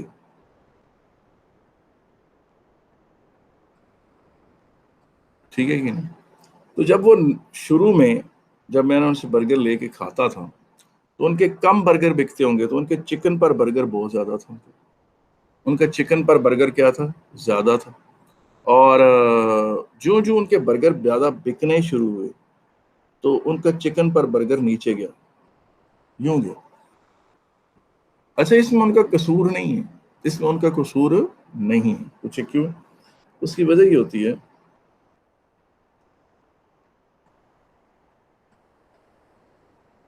कि ये है जी क्वांटिटी और ये है क्वालिटी। ठीक है ना, जब भी क्वांटिटी बढ़ती, जब असूलन तो ये होना चाहिए डॉटेड लाइन है, ये है जी अच्छी बात ये है कि डॉटेड लाइन होनी चाहिए, क्वांटिटी जितनी मर्जी हो क्वालिटी डाउन हो। लेकिन आपको पता है ज्यादातर ये चीज होती है, जब भी क्वांटिटी बढ़ती है क्वालिटी डाउन हो जाती है। ठीक है कि नहीं। ये एक बात है, एक मिसाल। अब आप कहें सर इसका बैटरी से क्या ताल्लुक है जी, ये जो मैंने अभी आपको ग्राफ बना के दिखाया है, ये करंट है और ये टर्मिनल पोटेंशियल डिफरेंस है। और ग्राफ जो मैंने आपके सामने बनाया है वो क्या है, वो ये। आप पूछें सर इस ग्राफ का उस ग्राफ से क्या ताल्लुक है, उस ऊपर वाली बात से क्या ताल्लुक है, चिकन पर बर्गर से क्या ताल्लुक है, तो जी मैं आ रहा हूँ उस तरफ। वो ये मैं कहना चाहता हूँ कि करंट होता क्या है, कूलम्स पर सेकंड, और वोल्टेज होती क्या है, जूल्स पर कूलम। यानी कि करंट हो गए नंबर ऑफ कूलम्स पर सेकंड या number of burgers per day, और वोल्टेज क्या हो गया, जूल्स पर कूलम या चिकन पर बर्गर। तो जनाब जब बैटरी से आप ज्यादा कूलम्स एक ही सेकंड में मंगवाएंगे तो बैटरी हर कूलम पे एनर्जी कम रखेगी, आपको कम एनर्जी वाले कूलम्स देगी। ठीक है ना। असल में तो बैटरी को ऐसे परफॉर्म करना चाहिए था, असल में तो बैटरी को ऐसे परफॉर्म करना चाहिए था कि जितने मर्जी उससे आप कूलम्स मंगवा लें एक सेकंड में, वो हर कूलम पे सेम एनर्जी लाद कर आपको दे। ये अगर ऐसा होता तो इसको कहते हैं रेगुलेटेड पावर सप्लाई, लेकिन ऐसा होता नहीं है। असल वही होता है जो मैंने ये आपके सामने रेड पे रखा। ठीक है। और इसकी ग्रेडियंट क्या होती है, वो है इंटरनल रेजिस्टेंस। गोया के एक ऐसी बैटरी जिसकी इंटरनल रेजिस्टेंस ज्यादा हो वो इस तरह का बिहेवियर शो करती है, और जिसकी इंटरनल रेजिस्टेंस कम हो वो इस तरह का बिहेवियर शो करेगी। तो पता चला कि आइडियल के ज्यादा करीब कौन है, जिसकी इंटरनल रेजिस्टेंस कम है। और इंटरनल रेजिस्टेंस कम किन बैटरियों की होती है, जो साइज में जरा बड़ी होती है, बड़े बड़े साइज की बैटरी होती है। ठीक है कि नहीं। तो आए जरा, मैंने आपको कहा था कि हम इसके वन बाय वन मुख्तलिफ पॉइंट्स को भी डिस्कस करें। अच्छा, ये एक बात सुन लें गौर से कि सर ये आईवी करेक्टरिस्टिक्स किसके हैं, ये बैटरी के आईवी करेक्टरिस्टिक्स, यानी बैटरी की परफॉर्मेंस। अब इसको देखें, आपने इससे पहले पढ़े हुए थे वोल्टेज और ग्राफ, आपने पढ़ा था ओहोमिक कंडक्टर का। तो ओहोमिक कंडक्टर का वोल्टेज टाइम ग्राफ ये था, उसमें V is equal to I R में आर कांस्टेंट, तो तब वो ग्राफ इस तरह का बना था। फिर आपने बल्ब का पढ़ा था सॉरी, हम वोल्टेज को एक्स एक्सिस पर लेते हैं, ये यूं, तो ये बल्ब का ये था। ठीक है कि नहीं है, ये बल्ब का था। ठीक है कि नहीं। फिर हमने पढ़ा था थर्मिस्टर का, ये थर्मिस्टर का पढ़ा था। फिर आपने सेमीकंडक्टर डायोड का पढ़ा था, डायोड का तो इन सारों से ही कॉम्प्लेक्स ग्राफ था वो, अगर आपको याद हो तो इस तरह का था ये। और आज आपने किसका पढ़ा है, पांचवा आपने कौन सा पढ़ा है, आज आपने बैटरी का वोल्टेज करंट ग्राफ कैरेक्टरिस्टिक पढ़ा है, और वो ये स्ट्रेट लाइन में है और ये इस तरह से जो अभी आपके सामने ऊपर बना हुआ है। तो बंदा पूछे कि यार ये इसमें ओम्स ला किधर गया, तो बेटा बैटरी का जो ग्राफ है इसमें ये चीज आ रही है, ये बात जहन में रखें कि इसमें आर बढ़ रहा, करंट बढ़ता है मगर R by a bigger amount कम हो जाता है, इसलिए ओवरऑल प्रोडक्ट कम हो जाता है। इसलिए जो है वोल्टेज और करंट का जो ग्राफ है वो बैटरी का वो इस तरह से आ रहा है। अब आए हम इसमें से अब 3 पॉइंट्स डिस्कस करेंगे। ये वाला पॉइंट, ठीक है कि नहीं, और उसके इसको आप कह लें जो भी कह लें पॉइंट, करंट मैक्सिमम करंट वाला पॉइंट, तो ठीक। अब आ जाते हैं जनाब, मैं एक दफा बाजार गया बेटा, एक पावर सप्लाई खरीद के लाया। जो पावर सप्लाई में खरीद के लाया वो ये थी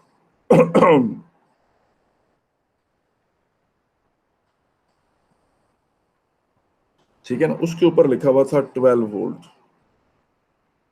और साथ लिखा हुआ था 200 मिली एम्पियर मैक्स। ये क्या बात हुई जी, कहते हैं जी कि उसके ऊपर, ये पावर सप्लाई के ऊपर लिखा हुआ था और ये साथ उसके 2 टर्मिनल्स थे जहां से मैंने वो सर्किट अपना जोड़ना था। ये उसका पॉजिटिव टर्मिनल था, ये नेगेटिव टर्मिनल था, और यानी उसके ऊपर एडवर्टाइज्ड ही ये था। मैं इधर लिख देता हूँ, ये उसके ऊपर उसके फ्रंट पैनल पे लिखा हुआ था 200 मिली एम्पियर मैक्स। अब 200 मिली एम्पियर मैक्स उस ग्राफ में कहाँ आएगा, ये करंट है, ये वोल्टेज है, और ये जो पॉइंट है ये वो है जनाब 200 मिली एम्पियर मैक्स वाला पॉइंट है। तो ये जनाब क्या कहते हैं, यहाँ इसके साथ क्या हिसाब किताब होगा, ये कैसे, मतलब इसको आप देखें कि ये मैक्सिमम करंट पे कैसे होता है, ये देख लेते हैं। ये देखिए जनाब, ये पावर सप्लाई, इसको यूं बना देते हैं, ये इसकी इंटरनल रेजिस्टेंस है, ये इसकी वोल्टेज सोर्स है पीएमएफ, उसको हम देख देते हैं कि जी 12 वोल्ट, और ये लोड रेजिस्टेंस। अब मैं बार बार लोड रेजिस्टेंस को ब्लू नहीं बना सकता, टाइम जाया हो रहा है। तो जनाब करंट किसके बराबर होगा, करंट है 12 over R plus capital R. मैं करंट बढ़ाना चाहता हूँ ना, want to see how much current it can supply, maximum current कैसे कितना सप्लाई कर सकती है। तो बेटा मैक्सिमम करंट के लिए मुझे लोड, अब मैं इंटरनल रेजिस्टेंस को तो बदल नहीं सकता, इंटरनल रेजिस्टेंस तो बैटरी के अंदर है, उसको तो मैं चेंज नहीं कर सकता। तो क्या करूं मैं जनाब, ये क्या कहते हैं, लोड रेजिस्टेंस को ही कम कर सकता हूँ, वही मेरा इख्तियार में। मैंने लोड रेजिस्टेंस को इतना को कम किया कि यूं कर दिया, ये कर दिया। नोट करें कि लोड रेजिस्टेंस 0 कर दी है मैंने। ये कैसे होगा, ये इस तरह होगा कि मैं सादी एक कॉपर की तार लूं और उसके पॉजिटिव टर्मिनल को उसके नेगेटिव टर्मिनल से जोड़ दूं, यानी शॉर्ट कर दूं बैटरी को। ठीक है, अमूमन आप इस तरह की हरकत करेंगे स्पार्क उठता है। चलो जी कर दिया, तो करंट मैक्स हो गया वो 12 ओवर आर हो गया, क्योंकि कैपिटल आर आपने 0 कर दिया था। आई मैक्स 12 ओवर आर हो गया। और अगर आप नोट करें तो इसका मतलब है कि आई मैक्स जो होता है वो ईएमएफ ओवर इंटरनल रेजिस्टेंस होता है। और उस वक्त जाहिर है कि जब लोड रेजिस्टेंस ही 0 है तो आउटसाइड वाली बैटरी को कोई वोल्टेज भी नहीं मिलेगी, सारी वोल्टेज सारे के सारे 12 वोल्ट अंदर ही खर्च हो जाएंगे, बैटरी खुद ही खा जाएगी, उसने रोटी पकाई खुद ही खा गई, बाहर लोग मेहमान देखते रह गए, वैसे मेहमान थे भी कोई नहीं क्योंकि कैपिटल आर 0 था। ये वही बात है, ठीक है ना। अब ये जनाब, अब मैक्सिमम करंट को तो देखा मैंने, उस पर 200 मिली एम्पियर लिखा हुआ था, तो मैंने 200 मिली एम्पियर को एम्पियर में करें तो 0.2 होता है। तो आर किसके बराबर है, 12 ओवर 0.2, 60 ओम। इसका मतलब है उस बैटरी की इंटरनल रेजिस्टेंस 60 ओम। मैंने उसके फ्रंट पैनल को देखते साथ पहचान लिया कि इस बैटरी की इंटरनल रेजिस्टेंस 60 ओम, और 60 ओम हो जाने की वजह से इसकी वोल्टेज रेगुलेशन बड़ी पुअर होगी। इससे मैं जरा सा भी करंट मांगूंगा तो इसकी वोल्टेज एकदम डाउन होगी, टर्मिनल पोटेंशियल डिफरेंस इसका डाउन होगा। ईएमएफ तो कम नहीं होगी लेकिन वोल्टेज बहुत कम होगी। तो पता चला कि मैक्सिमम करंट को कौन डिटरमिन करता है, इंटरनल रेजिस्टेंस डिटरमिन करती है, जिसको मैंने दायरे में रखा है उसके साथ। इंटरनल रेजिस्टेंस फैसला कर देती है, जिसकी इंटरनल रेजिस्टेंस ज्यादा होती है वो। और देखें इंटरनल रेजिस्टेंस ग्राफ को नीचे लाने में भी किसका हाथ है, क्योंकि इंटरनल रेजिस्टेंस का, क्योंकि ग्रेडियंट माइनस आर। तो पता चला कि जो बैटरी जिसकी इंटरनल रेजिस्टेंस ज़्यादा होती उसकी मैक्सिमम करंट सप्लाइंग एबिलिटी कम होती, और उसके साथ ये भी इशू होता है कि उसमें वोल्टेज रेगुलेशन के भी मसले होते हैं कि जो ही आप उससे करंट ज़्यादा लेते हैं तो टर्मिनल पोटेंशियल डिफरेंस तेजी से नीचे की तरफ आता है। तो ये थी बात इस पॉइंट को डिस्कस करने की। अब ये बात है कि ये वाला पॉइंट डिस्कस करते हैं, पॉइंट एंड पॉइंट वो डिस्कस कर लेते हैं।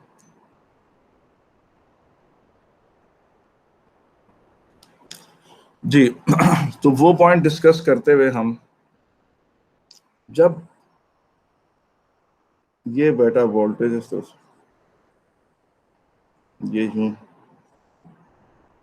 ये ईएमएफ, ये इंटरनल रेजिस्टेंस, ये टर्मिनल पोटेंशियल डिफरेंस, ठीक है कि नहीं। और जाहिर है कि यहाँ से आगे ये लोड रेजिस्टेंस है। अब मैं शायद रंग शंग नहीं चेंज करूंगा, ठीक है कि नहीं बेटा, सही है। अच्छा जरा इस बात को जोन देखिए कि कब टर्मिनल पोटेंशियल डिफरेंस ईएमएफ के बराबर होता है, कब टर्मिनल पोटेंशियल डिफरेंस ईएमएफ के बराबर होता है, ये जरा देखते हैं। वापस चलते हैं, शुरू में बिल्कुल पीछे चले जाए। वो जो 3 बैटरियां आपके सामने जोड़ी थी वो अब आपके सामने यहाँ आ गई, दोबारा वापस उस पर आ गई जो आपने 3 बैटरियां बनाई थी। इसमें जरा गौर से देखें, इसमें जनाब बात यह है कि आप ये चीज नोट करें कि जब करंट कम हो रहा है, ये देखें यहाँ करंट कम हो रहा है, ये कर्सर की मूवमेंट देखें ऊपर करंट वाले टॉप वाले इसमें जो लिखा हुआ है डायग्राम्स के नीचे जो आई वाला कॉल रो है उसमें देखें ये करंट जो है जब करंट कम हो रहा है, जब करंट क्या हो रहा है, कम हो रहा है। ये पहली वैल्यू देखें 0.247 है, फिर कर्सर देखें आगे चला गया 0.185 पे, फिर और आगे चला गया 0.123 पे। तो ये जो है क्या कहते हैं, जहां पर ये मैं कर्सर को ब्लैक कर देता हूँ, ये देखें कर्सर 0.247, फिर 0.1875, फिर 0.123, करंट कम हो रहा है। तो नोट करें कि टर्मिनल पोटेंशियल डिफरेंस इंप्रूव करता चला जा रहा है, टर्मिनल पोटेंशियल डिफरेंस इंप्रूव करता चला जा रहा है। जब आप कम करंट मंगवाते हैं तो कम करंट आप तभी मंगवाएंगे जब लोड रेजिस्टेंस बहुत ज़्यादा होगी। तो जितना ज़्यादा लोड रेजिस्टेंस होगी वोल्टेज का बड़ा शेयर उसी को मिलेगा। 3.7 में से ज़्यादा बड़ी वोल्टेज लोड रेजिस्टेंस को मिलेगी जितनी उसकी वैल्यू होगी। तो टर्मिनल जब करंट कम मंगवाएंगे तो टर्मिनल पोटेंशियल डिफरेंस ईएमएफ के बराबर होगा। और कितना कि बिल्कुल आप अगर जीरो करंट ड्रॉ करें, अगर आप इस आर को इन्फिनिट कर दें, इन्फिनिट कर दिया आपने, यानी किस वक्त बैटरी करंट सप्लाई नहीं कर रही, उस वक्त यहाँ अगर आप कोई वोल्ट मीटर कनेक्ट करेंगे तो वो voltmeter exactly EMF measure करेगा। Terminal potential difference is equal to the EMF when the battery is not supplying any current. तो उसको फीलिंग वोल्ट मीटर को आएगी वो डायरेक्ट ईएमएफ की आएगी। ये बड़ा इंपॉर्टेंट है, ये बड़ा इंपॉर्टेंट पॉइंट है। मुझे आपको लगता है ये मुमकिन आप इससे तंग पड़ रहे हो, लेकिन ये बड़ा इंपॉर्टेंट पॉइंट है। इसका मतलब इस पॉइंट के कोऑर्डिनेट्स हैं 0, ईएमएफ। तो terminal potential difference is equal to EMF when R is equal to infinity बेटा। जब लोड रेजिस्टेंस कनेक्टेड ही ना हो, खाली वोल्ट मीटर कनेक्ट कर दें। वोल्ट मीटर आपको होता है इन्फिनिट रेजिस्टेंस का होता है थ्योरेटिकली स्पीकिंग, और आइडियली भी उसकी प्रैक्टिकली उसकी रेजिस्टेंस बड़ी हाई होती है। तो terminal potential difference is almost equal to EMF when the battery is not supplying any current. ठीक है, अब आखिरी बात जो मैंने इस तरफ को ले जाते हुए करनी थी, ये चीज इस तरफ को आ जाए, तो ये इस पॉइंट को देख लेते हैं, इस पॉइंट को देख लेते हैं। ये कौन सा पॉइंट है? ये एक अजीब सी बात है, यहाँ टर्मिनल पोटेंशियल डिफरेंस जो है वो ईएमएफ से भी ज्यादा है मगर करंट नेगेटिव नेगेटिव। ये इसका मतलब क्या? इसका मतलब ये है कि जब ये बैटरी इस तरह से हो, यूं हो, इस तरह से ये बैटरी है या सेल है, जो भी है बैटरी सेल के, आप कंफ्यूज ना हो, ठीक है ना। ये यूं है इस तरह से, फर्ज करें करंट यूं फ्लो कर रहा है, यूं जब करंट फ्लो करे, कन्वेंशनल करंट जब बैटरी के पॉजिटिव टर्मिनल में एंटर हो, इसका मतलब है बैटरी चार्ज हो। आप करंट बैटरी की इस तरह जब बैटरी चार्ज हो रही होती है तो इलेक्ट्रिकल एनर्जी जो होती है वो केमिकल एनर्जी में कन्वर्ट हो रही है। जब आपने अपने सेलफोन को चार्जिंग पे लगाया हुआ होता है तो जो बैटरी जिस डायरेक्शन में करंट सेंड करती है उसके अपोजिट करंट फ्लो कर रहा होता है। और ये अब आप बैटरी चार्ज हो रही है, ये वो टाइम है जब टर्मिनल पोटेंशियल डिफरेंस जो है वो ईएमएफ से बड़ा है, ठीक है कि नहीं। वो क्यों? क्योंकि बाहर से जो कूलम आ रहा है वो इतनी एनर्जी लेकर आ रहा है जो उसको केमिकली ईएमएफ की शक्ल में स्टोर भी करवाएगा, यानी इलेक्ट्रिकल टू उसमें केमिकल में, प्लस वो इंटरनल रेजिस्टेंस भी रो रही है मुझे एनर्जी नहीं मिली, तो उसको भी एनर्जी देगा, लॉस्ट वोल्ट्स उसको भी देगा। नतीजतन अब टर्मिनल पोटेंशियल डिफरेंस ईएमएफ से बड़ा होगा। टर्मिनल पोटेंशियल डिफरेंस ईएमएफ से कब बड़ा होता है? जब बैटरी चार्ज हो रही होती है। जब बैटरी क्या हो रही होती है बेटा? चार्ज हो रही होती है। In this circumstances terminal potential difference जो है वो होता है ईएमएफ से बड़ा होता है। अब आखिरी बात करके बात खत्म करते हैं, ठीक है कि नहीं। ये बात आखिरी है और ये पेपर में इस तरह के बहुत सारे 3-4 क्वेश्चन तो कम बस कम आए हुए कि ये उन्होंने लगाया हुआ एक बड़ी बैटरी, बड़ी वोल्टेज, और ये इसकी इंटरनल रेजिस्टेंस है, और यहां पर बेशक आप एमीटर लगा दें, ये कैपिटल आर एक लगा दें। कैपिटल आर आप लगाते हैं just to limit the current, charging current.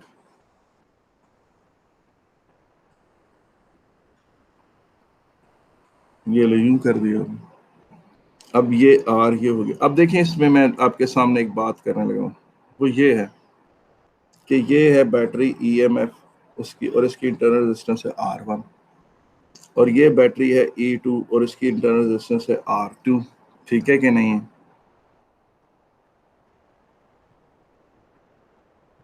ये देखें, एक को मैंने ब्लू कर दिया और एक को मैंने ब्लैक रहने दिया। आप इसमें ये देखें, जिस तरह आपको फर्ज करें जिस तरह मैं आपको पढ़ा रहा हूँ तो मेरे इल्म, ये ज़रूरी चीज़ है कि मेरा इल्म आपके इल्म से कम उस टॉपिक में तो ज़्यादा होना जो मैं आपको पढ़ा रहा हूँ। तो बिल्कुल अब इसमें ये हो रहा है कि एक बैटरी दूसरी बैटरी को चार्ज कर रही है, करंट यूं फ्लो कर रहा है। अब जब करंट यूं फ्लो कर रहा है तो ये बहुत ज़रूरी है कि EMF of the first battery should be bigger than EMF of the second battery. तो ये है जी चार्जर, ये वो है जो चार्ज कर रही है बैटरी, एनर्जी दे रही है, ये डिस्चार्ज हो रही है। इसका टर्मिनल पोटेंशियल डिफरेंस इसकी वोल्टेज से क्या हो, इसका टर्मिनल पोटेंशियल डिफरेंस के ईएमएफ से कम होगा, ये डिस्चार्ज हो रही है। इसमें केमिकल एनर्जी जो है वो इलेक्ट्रिकल एनर्जी में कन्वर्ट हो रही है। ये वाली जो बैटरी है ये चार्ज हो रही है, इसमें इलेक्ट्रिकल एनर्जी केमिकल में कन्वर्ट हो रही है। इसका जो टर्मिनल पोटेंशियल डिफरेंस है वो उससे अब इसकी बैटरी ईएमएफ से ज्यादा होगा। अब आप देखें इसमें हो क्या रहा है, इसमें ये बात हो रही है कि जो करंट है वो ये है EMF minus EMF not, voltage of the one battery minus the next second battery, और divided by the total resistance found in the circuit. इसमें जो कैपिटल आर है वो आपने इसलिए रखी हुई है कि चार्जिंग करंट को अपने कंट्रोल में करने के लिए। आप you don't want to maximise the charging current. Charging current ज्यादा हो तो बैटरी जल्दी चार्ज तो हो जाती है, लेकिन फिर आस्ता आस्ता कुछ अर्से बाद जल्दी फारग भी हो जाती है। ये जितने रैपिड चार्जर्स होते हैं ना, ये बैटरी लाइफ को ड्रेन करते हैं। अब ये हो गया जी करंट, ठीक है जी। एफिशिएंसी ऑफ चार्जिंग क्या है? एफिशिएंसी ऑफ चार्जिंग है power absorbed by the battery being charged divided by the power delivered by the battery which is charging, ठीक है ना। E2I वोल्टेज इनटू करंट, वो पावर जो उसने एब्जॉर्ब की, और E1I क्या है? वो पावर जो चार्जर ने डिलीवर की, ये बीइंग चार्ज है,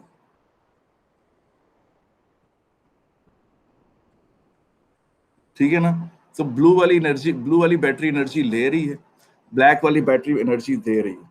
तो ये आपके पास एफिशिएंसी ऑफ चार्जिंग ये आ जाएगा, ठीक है कि किसी पेपर में वो रेजिस्टेंसेस में जो पावर लॉस है उसके थ्रू भी उसने वो किया है, एफिशिएंसी कैलकुलेट करवाई हुई है, ठीक है। वो इस तरह से होगी। ये है जनाब जो energy absorbed by the blue battery, और फिर नीचे लिखा energy absorbed by the blue battery plus energy wasted in the wires. तो इस तरह टोटल इस तरह से भी कैलकुलेट की जाती है टोटल एफिशिएंसी। तो ये एफिशिएंसी ऑफ बीइंग चार्ज इस तरह से भी है, ठीक है कि नहीं। अब आप उसके बाद आप देखें चार्जिंग करंट निकाल लिया, फिर आखिर में आ जाता है जी टर्मिनल पोटेंशियल डिफरेंस। तो जो V1 है, V1 है वो तो होगा बराबर EMF 1 माइनस IR1, ये जो मैं ब्लू में लिख रहा हूँ कि टर्मिनल पोटेंशियल डिफरेंस चार्जर का कम होगा उसकी EMF से, और उसका क्या होगा, ये जो बैटरी बीइंग चार्ज है इसका टर्मिनल पोटेंशियल डिफरेंस इसकी EMF से ज्यादा होगा, ठीक है कि नहीं बेटा।